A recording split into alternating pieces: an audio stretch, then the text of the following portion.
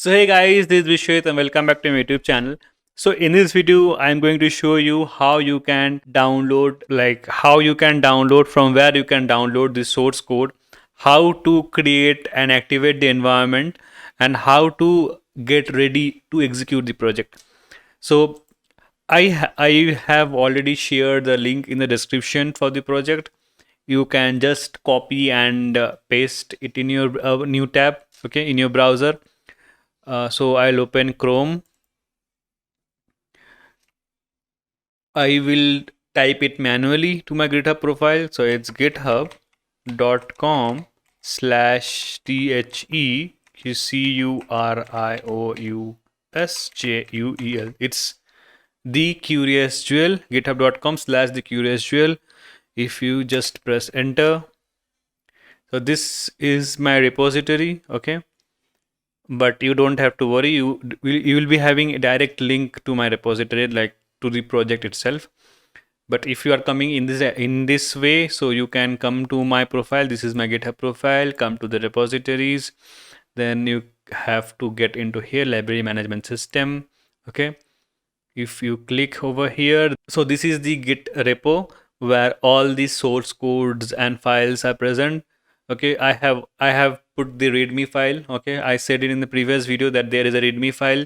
So there is a special, the readme file is little bit special. So if you put your readme file in your repository, you can check your GitHub shows your readme file in a proper format, okay.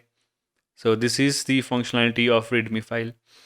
And now how you can download this project, it's very simple. Just come to code, and you can like, if you know how to use git, you can copy and clone it. But I am hoping that anyone who is following library management system and this type of project should be a beginner. So I'll just open over here. I'll go to code and I'll just download from here. So download zip. So our zip file is downloaded, okay. So I'll go to show all, and okay, there are two files. Anyways, I'll show in folder.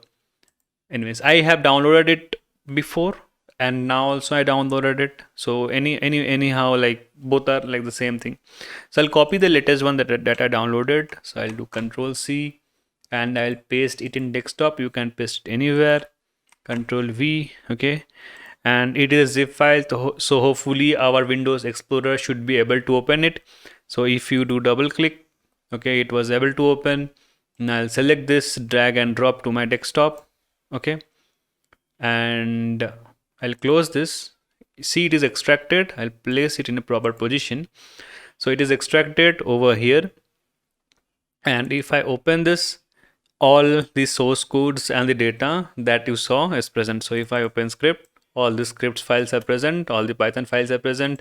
If I open data, all the CSV files are present. If I open the data backup, that is also present. The readme also present. The requirements or txt file is also present.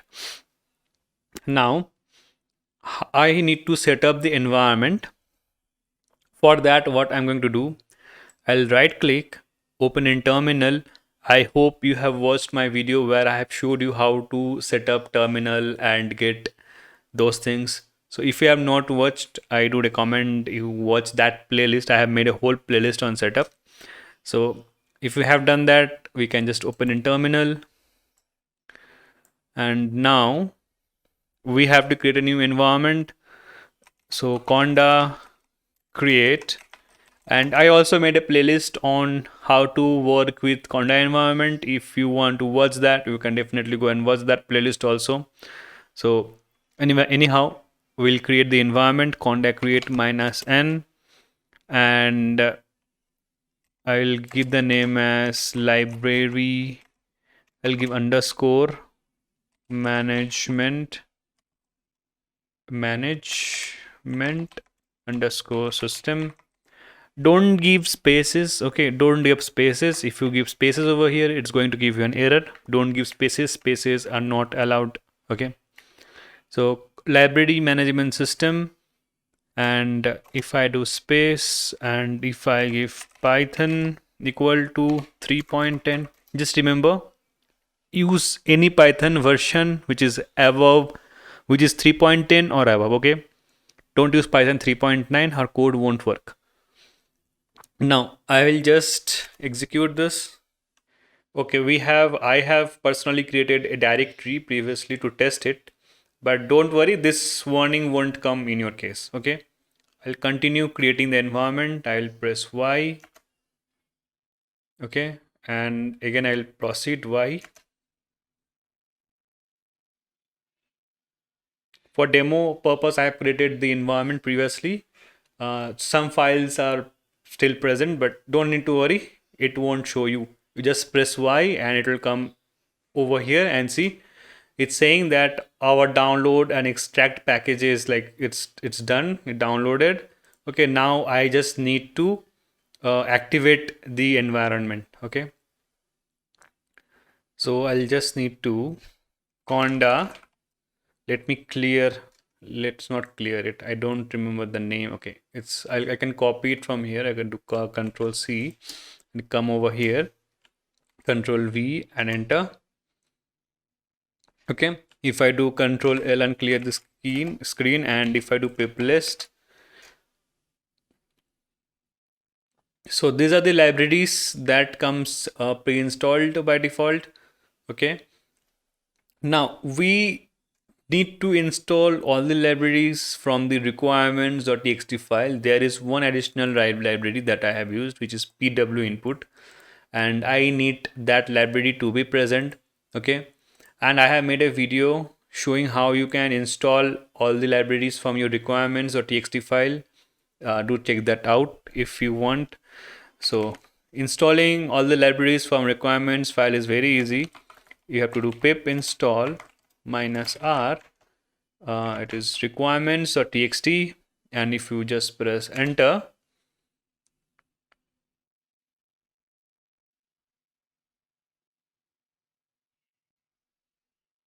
okay, so we are getting an issue with the pip, right?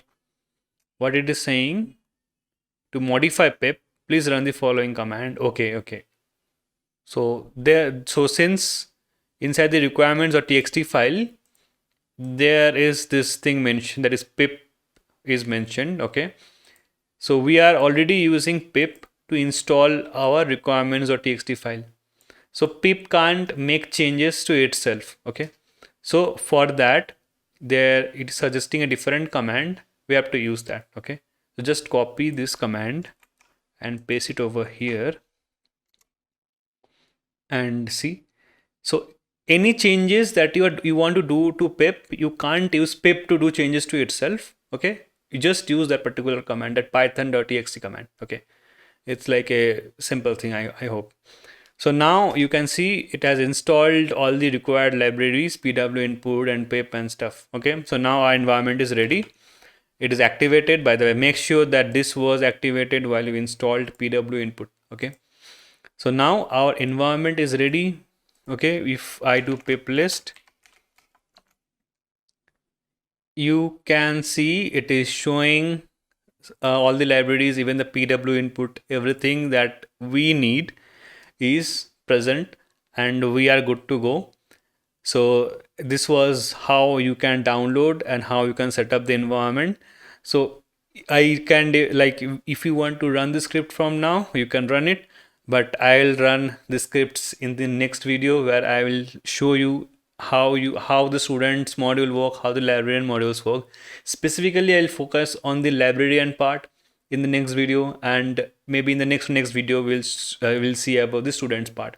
So that's it for this video. If you like this video, do press that like button, and as always, thank you for watching. I'll see you in an awesome upcoming video.